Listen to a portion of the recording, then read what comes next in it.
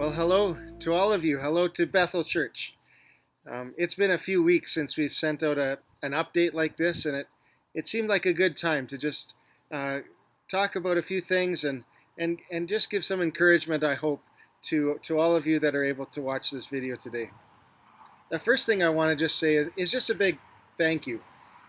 Thank you on behalf of me and my family and Pastor Chris and his family and all of our staff and our council. Thank you for your prayers for all of us these days. We have needed your prayers, and many of you have let us know that you're praying for us. Thank you for your encouragement. A lot of you have sent us messages or emails or left phone messages or given us a phone call, and that's meant so much to us right now. And I just wanted to make sure I said thank you for the ways that you're keeping us in your mind and in your prayers right now. It means a lot. Another thing I wanted to just say is just to say thank you for the financial support that you've continued to give and send to Bethel Church. We recognize that some of your own personal situations have been changing over the last month or last few weeks, and even though that's been happening, we've seen many people in our church continue to give their offerings to Bethel Church in various ways. And we're just so grateful for that. That giving that you've continued to give to our church has allowed us to carry on meeting some of those financial commitments that we have to our missionaries, to other costs we have as a church. And it's also helped to put us into a position where we can offer some assistance, where we can try to help and share God's love with others in our community who are in need right now. So thank you for your giving. If you have questions about that, you can just contact the church office and we'll be able to let you know some of the options that you have and how you can be giving to Bethel Church during this time. Well, the main reason that I wanted to give an update for you today is just to respond to some news that came out late last week. I think we've all been asking ourselves the question, when will all of this be over? When can we get back together? When can we have our Sunday services all together at Bethel Church again?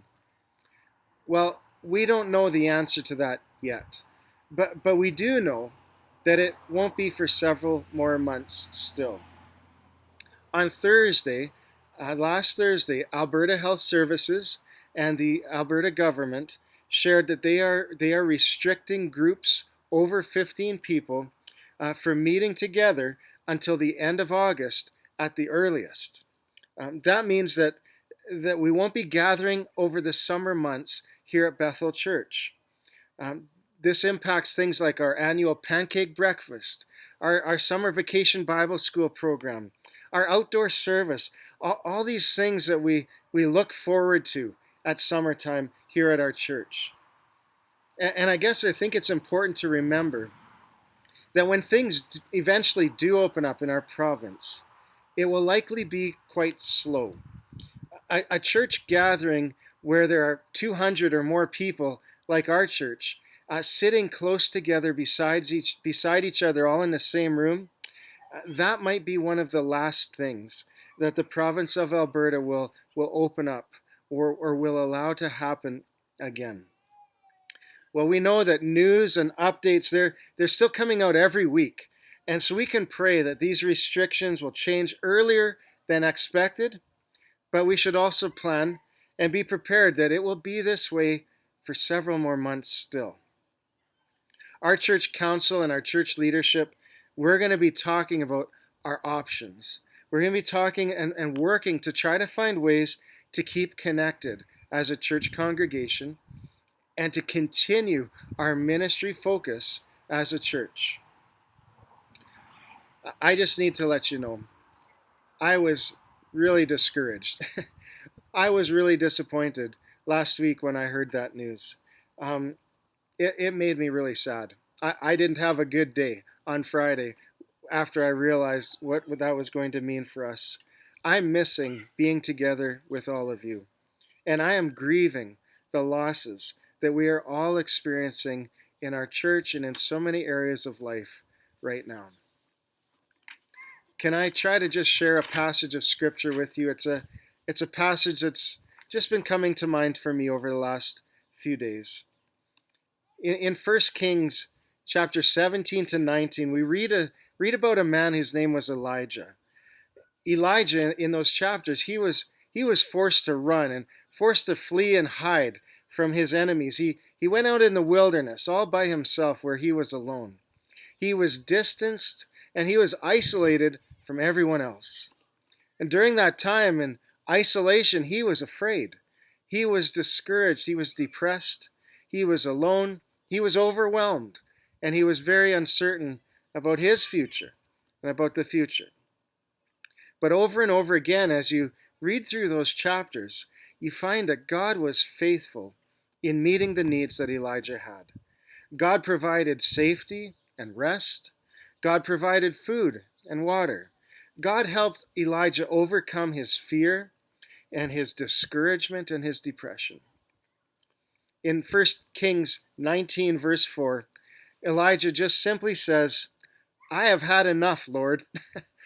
I've had enough. He was done. It was too hard. It was a situation that had become more than what he could handle. But then in verse 7, God comes near to Elijah. God provided food and water and strength that Elijah needed. And then God said this to Elijah. He said, "Get up and eat. Eat what I've provided. Take what I've given you." And then God said this, "Get up and eat, or the journey ahead will be too much for you." I think Elijah learned that God is always faithful to provide what we need. He knows our needs, and he can meet our needs each day. Sometimes it feels like this journey that we are on right now, it's too much for us, but it's not too much for God. God is faithful. He is with us. He knows our needs, and he offers us peace, and he offers us strength for each day and for the needs that we have. I didn't have a very good sleep last night. I just had a lot going on in my head and in my heart, and I was really restless and worried. And in the middle of the night, I remembered the words to an old song that we love to sing together, and we've sung it for many, many years. That old hymn, "Great is Thy Faithfulness," it has a section in it that says, "Pardon for sin and a peace that endureth. Thine own dear presence to cheer and to guide. Strength for today and bright hope for tomorrow. Blessings all mine with 10,000 beside." Then the chorus, "Great is Thy faithfulness, great is Thy faithfulness. Morning by morning new mercies I see. All I have needed, Thy hand has provided. Great is Thy faithfulness, Lord, unto me, unto you, unto our church." God is always faithful. So the next time you say, "I've had enough of this, Lord," remember God is faithful. He gives us strength for today. He brings us hope for tomorrow. He provides all that we need for this challenging journey that we are all on together. So please let us know if there's something we can be praying about for you.